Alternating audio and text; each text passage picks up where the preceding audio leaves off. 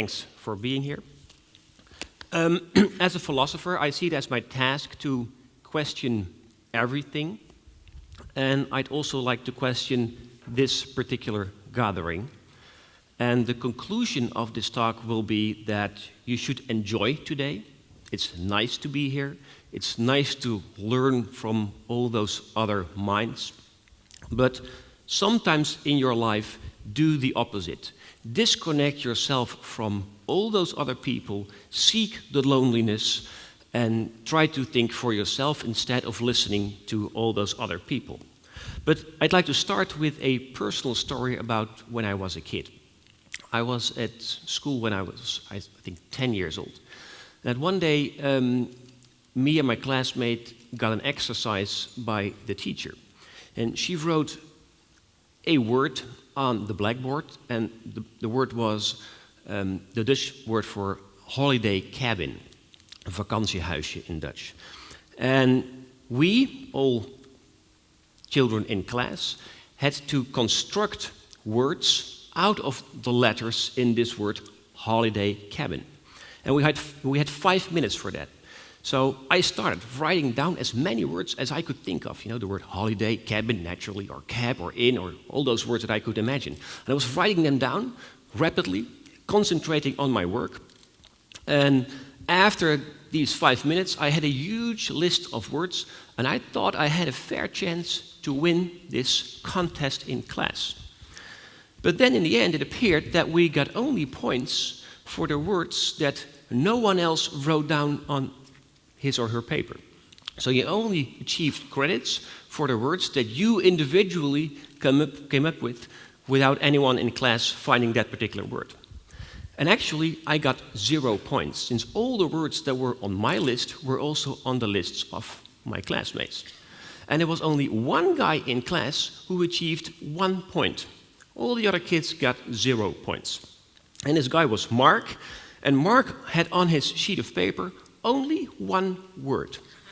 I forgot the word. But his strategy, I forgot it.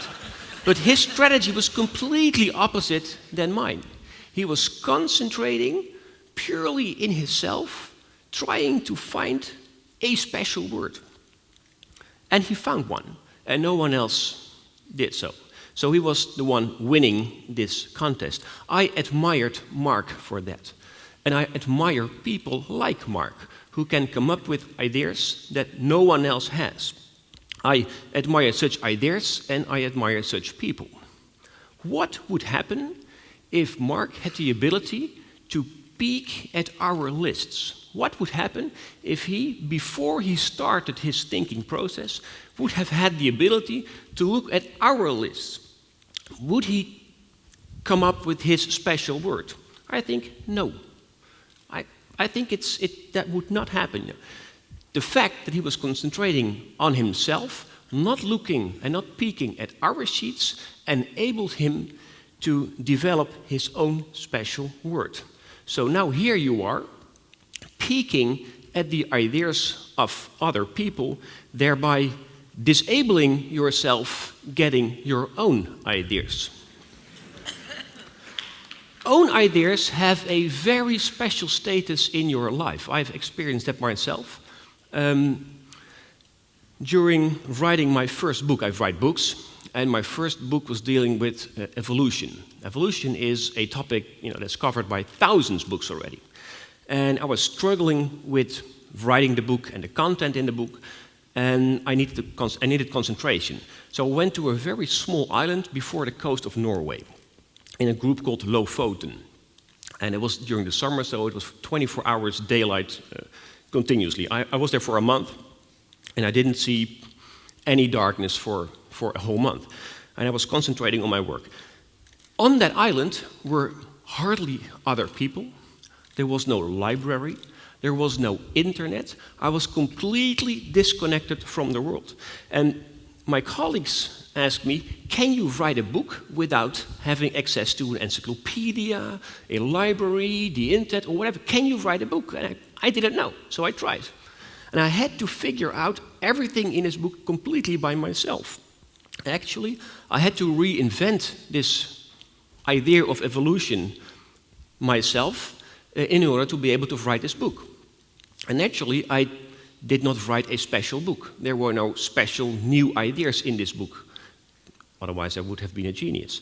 But at least the things that I wrote down were completely my ideas. They were my thoughts.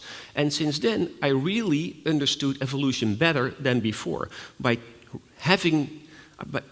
being forced to reinvent this theory completely by myself. Another example, to show that your own things have a special status in your life. That's my central heating. I built my own central heating. Not that I had to invent it really, I just assembled parts that I bought. But it's quite a job to assemble your own central heating. I did so, and now it's my central heating. I understand my central heating, I own my central heating, it's really my central heating. I'm proud of my central heating, and if people enter my house, I show them my central heating. Really, I do that. To make clear that this central heating has a special status in my life because I had to build it myself. And so it is with ideas. If you build your own ideas, they will get a special status in your life. Okay, it's not for nothing that I went to a small island to write this book, since islands are disconnected from the world. Islands are very special places. Islands yield diversity. And to show that, I will use a... Can I have some water, please, by the way? Thanks. To show that, I make a move to biology. We live in the year of biodiversity. 2010 is the United Nations Year of Biodiversity. Thank you so much, Max. And the reason is that biodiversity is diminishing. We got less species in our world, and the number of species that is diminishing is, it's diminishing rapidly. And the United Nations doesn't like that, so we try to stop that somehow because of that. And that's why we have this year of biodiversity. How come that biodiversity is diminishing? Well, there are lots of reasons for that. One of the reasons is climate change, and that's caused by us. But another reason is that we don't have so many islands anymore. Diversity and islands go along. And the reason that we don't have so many islands anymore is that there's transportation. Islands are connected to each other by means of our transportation. And species are transported from the one island to the other island, and that's causing species to vanish. Diversity and islands go hand in hand. Another example to show my point. If you look at the number of shops here in Rotterdam, then for sure this number of different shops is increased over the last decades. We have more different shops here in Rotterdam than we used to have, say, 50 years ago. And the same holds for Amsterdam. We have more different shops in Amsterdam than we had 50 years ago. And the same holds for, let's say, Eindhoven. We have more different shops in Eindhoven than we had 50 years ago. But it's all the same shops. We have the same shops here as we have in Amsterdam and as we have in Eindhoven. This was not the case in the past. How come that this total variation of shops is decreasing? It's because of connectedness. The Hague or Rotterdam, Amsterdam and Eindhoven are connected. They are not islands anymore as they used to be, more or less. And hence the variety amongst these cities has decreased. Islands and diversity, they need each other. Hence, I'd like to encourage people to once in a while be an island and not to be connected to other people. Try to think for yourself instead of reusing other one's thoughts. All the thoughts that we have in the world now are shared immediately. I see people twittering now, sharing thoughts with other people who read their thoughts and have their own. And we continuously share all ideas using Facebook, using mail, using Twitter, using whatever. So there are hardly any islands anymore.